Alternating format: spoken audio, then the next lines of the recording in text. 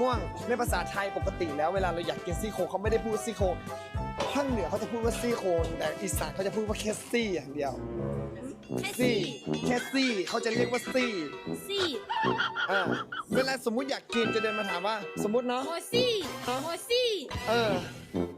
ก็ขอซี่หน่อย ขอซี่หน่อย คราวนี้หันหลัง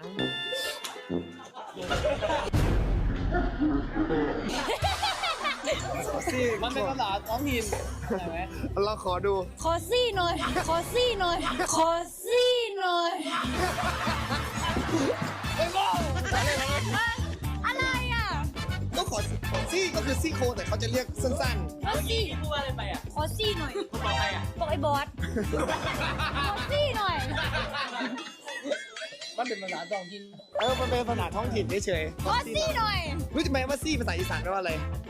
เขามีห่วงไม่ใช่เหรอ แปลว่ากัน อุ้ยตายแล้ว